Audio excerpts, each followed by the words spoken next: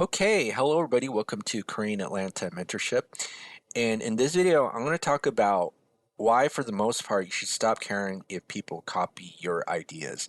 Now, I know there are a lot of people out there who get outraged, like, hey, this person copied my YouTube video idea, or this person copied my style, or, there's another YouTube channel out there that is kind of exactly like mine.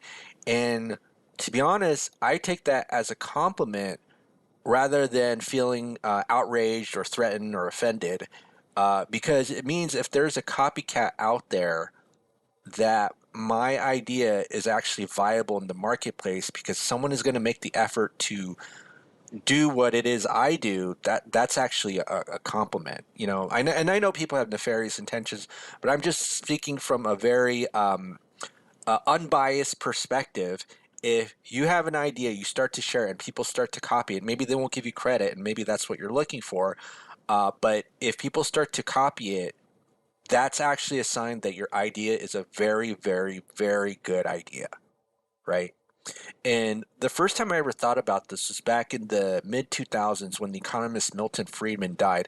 I never heard of Milton Friedman up to that point, but I just remember the news stations um, talking about his death, and he was an influential thinker, the most important American economist or something like that. Again, whatever your opinion is about him, I remember his colleagues went talked about him, and they were talking about like the conversations regarding the internet back when the internet was relatively new, and they asked Milton, you know weren't you worried that your works on the internet will just be distributed for free? Because piracy back then was a major problem.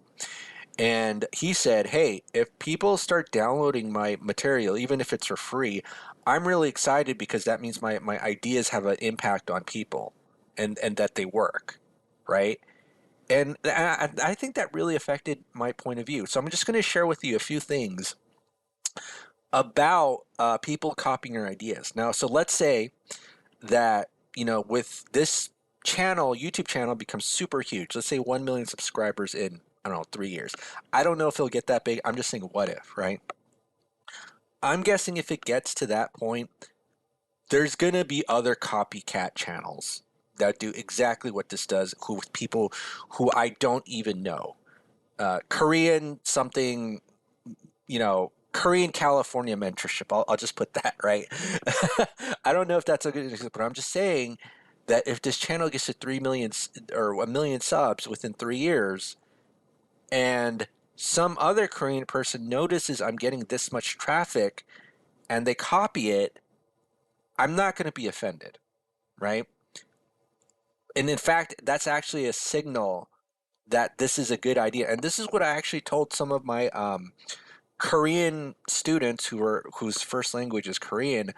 I'm basically giving you the roadmap of a somewhat viable business. I don't know if this is viable, because I'm, quote, being a pioneer in the space. But if you just make copies of my videos and put them in the Korean language, I think you're going to have a following, right? And so here's the thing.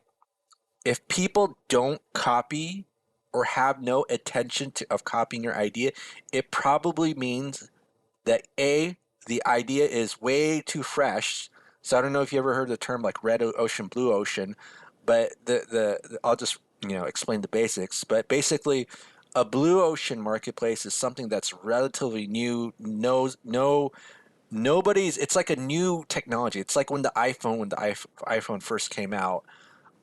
That's a blue ocean marketplace, right? Whereas a red ocean marketplace is a marketplace that has many suppliers, many competitors within it. And I remember I took a marketing class saying that if you're a small entrepreneur, you're much better off in a red ocean marketplace because you know that the idea is viable within that marketplace because people have already done what you're doing, and you just have to kind of ride the wave and maybe put a unique spin on it, right?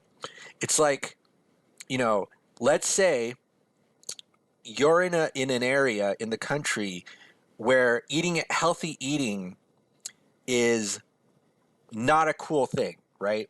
So let's say like you're trying to establish the first organic supermarket in an area of the country where nobody cares about eating healthy.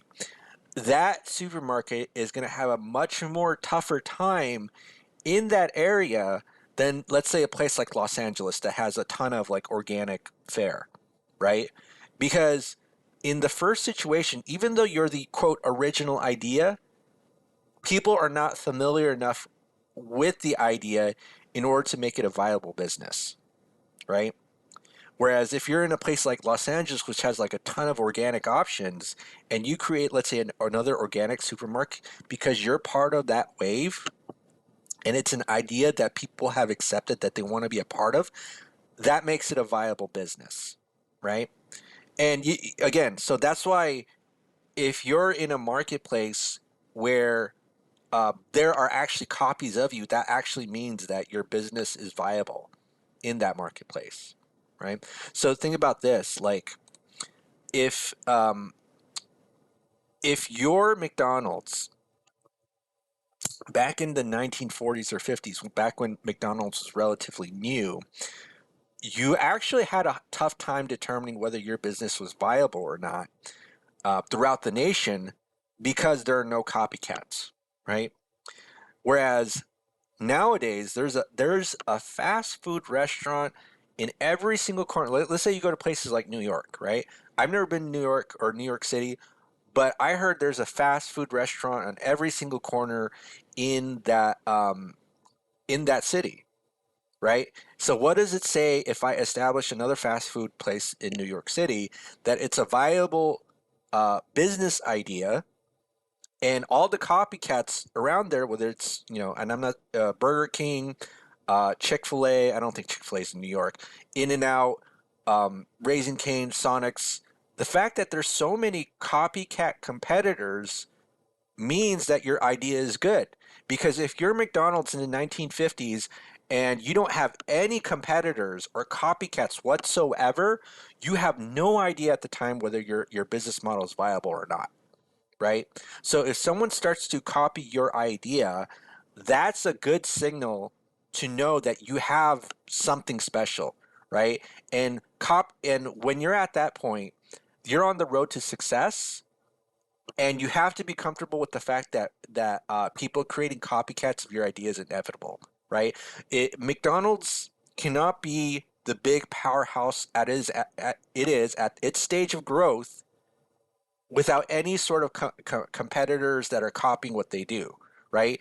There's no way it can be this global fast food giant without a Burger King, without an In-N-Out, without a Taco Bell. It cannot, if those competitors or those copycats didn't exist, then McDonald's would not be at the stage that it is. It wouldn't be a global, multi whatever enterprise, right? And so I can kind of give you some examples where this may happen in this country. So I had some ideas where, like, hey, why don't we establish a language school for kids in wealthy areas, right? And the hardest part is going to be the initial stage where you have to essentially build that marketplace to see if the marketplace is actually going to catch on to a language school for kids. So maybe like you teach Spanish to people whose first, maybe parents whose first language is English, but you teach maybe a dual immersion environment from zero to high school. And if that school takes off in popularity, eventually competitors are going to emerge. Competitors and copycats are going to emerge and create schools that are similar to that around in the same area, right? And that school cannot be popular uh, if there are no copycats and competitors. Because if there are no copycats and competitors, then that means that that idea in the marketplace is not viable. I hope that makes sense, right? So this is why I'm not going to fear, or let me rephrase that again. This is why I'm never going to fear if somebody copies my channel. And in fact, I don't think even if people wanted to, they couldn't really copy my style if they wanted to, because I don't know too many people like me. But what I'm saying is that if in, let's say, 3 years, somebody creates another Korean something mentorship channel, Korean Florida mentorship or Korean Texas mentorship. I don't know. I just call it Korean Atlanta mentorship. Somebody sees that this is popular and they copy it. That means that we're on the path to success. Yes, people get offended that people are copying. Yes, people love the fact that their ideas are original and they're too attached to them. But if other people are not copying your ideas, that means your idea is not good within the first place, right? So hopefully that made sense. Okay, so this is Korean Atlanta Mentorship. If you're interested in joining our group, go ahead and click the Google form link below.